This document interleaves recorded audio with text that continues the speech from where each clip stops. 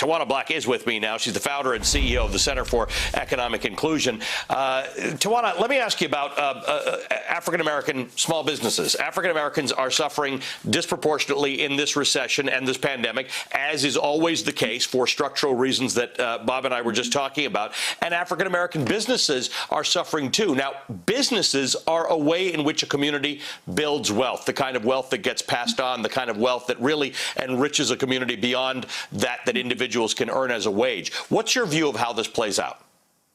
You know, I think we have a real opportunity to not only be thinking about the investments that we're making that are flowing certainly from corporations into rebuilding those businesses who have been burned, those businesses who have been looted, but to make sure that businesses are not just opening, but businesses have real ownership in the buildings that they are operating inside of. And that can take place both through certainly corporate contributions that are going out, but also through policies that were just mentioned by our last guest on the show, making sure that our public institutions, our state government, our federal government are actually investing in Black businesses intentionally and ensuring that wealth is transferring into those businesses, that we think about the blocks that they're on, but also that we see venture capital investment taking place and intentionally investing in those Black-owned businesses.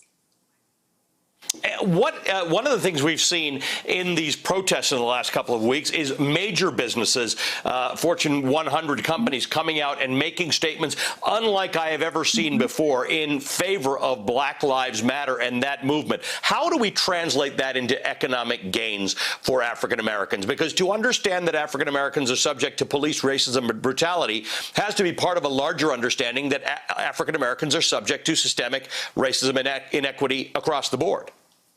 You know, well, I think the words that you used are very intentional, and it's important to note that we can't translate that into real gains. Those corporations can translate that into real gains in Black communities by ensuring that their words are aligned with their actions, that those investments take place, not just right now in the heat of the moment, that we see sustained investment coming out from corporations. We've seen corporations like Nike, United Health, Bank of America, U.S. Bank make significant announcements about investments they intend to make in Black communities. Those are great to hear. We need to ensure that those investments land in the hands of Black-owned businesses and Black-led institutions, and that it's not only right now, but that we see it sustained, because we're talking about 400 years plus of disinvestment and undercapitalization of Black-owned businesses, Black homeowners, Black families, and we've got a lot of making up to do, so it has to be sustained.